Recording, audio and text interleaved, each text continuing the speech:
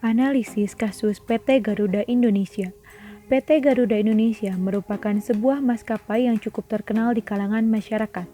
Garuda Indonesia sebagai salah satu maskapai terbaik di Indonesia ini juga menyediakan berbagai fasilitas yang sudah tidak dilakukan lagi.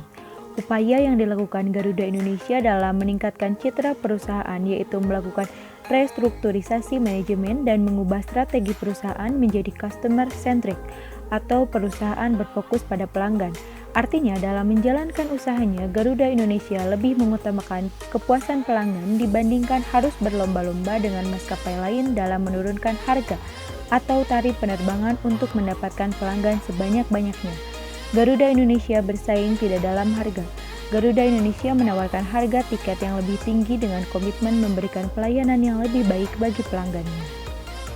Garuda Indonesia dapat dikatakan berhasil dalam menjalankan fungsi manajemen komunikasi yang terencana, menciptakan brand identity dari citra visual yang terpancar melalui logo, produk, jasa, seragam, bangunan, dan segala hal yang dapat ditangkap sebagai komunikasi oleh publik perusahaan. Akan tetapi semua itu masih belum cukup. Hal ini dibuktikan dengan Garuda yang beberapa kali telah melakukan pelanggaran.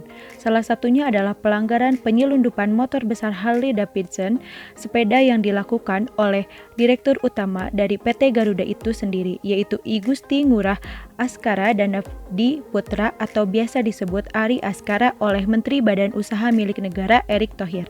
Erick Thohir banyak menerima laporan terkait penyelundupan motor Harley lewat pesawat Garuda yang baru tersebut.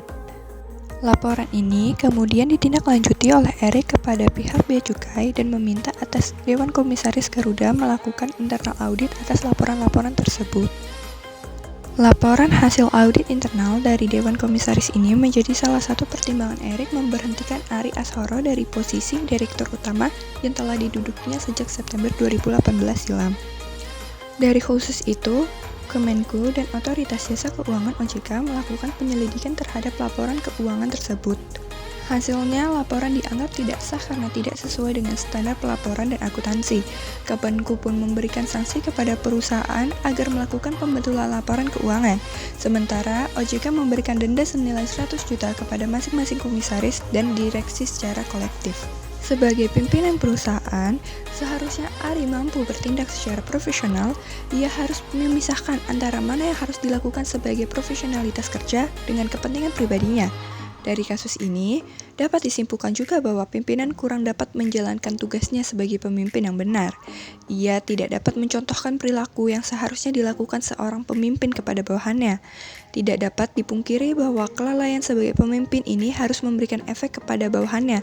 Kedepannya, jika ini terus berlanjut, maka karyawannya akan kehilangan rasa percaya terhadap pimpinannya dan akan memberikan efek yang buruk terhadap kinerja perusahaan.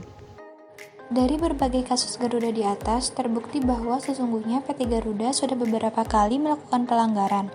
Namun, karena Garuda ini merupakan perusahaan milik negara, maka siapapun dalang yang bekerja di dalamnya meyakini bahwa Garuda tidak akan bangkrut.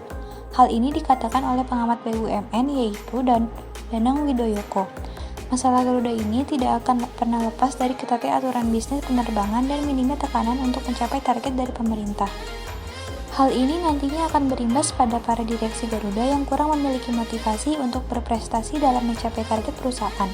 Backup dari pemerintah juga membuat pihak eksternal akan tetap percaya dan menaruh investasi di Garuda. PT Garuda dalam hal ini harus lebih ketat lagi dalam memilih berbagai direksi. Kontrak yang diberikan pun harus jelas. Akan lebih baik lagi jika dalam pemilihan direksi, setiap calon diharuskan memberikan inovasi dan target-target baru apa yang ingin diberikan kepada perusahaan. Jika tidak dapat dicapai, lalu target selanjutnya apa? Tidak hanya itu, para calon juga harus diberikan beberapa kompetensi yang sesuai dengan apa yang dibutuhkan perusahaan.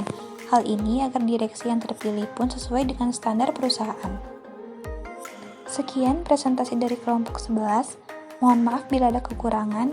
Terima kasih. Wassalamualaikum warahmatullahi wabarakatuh.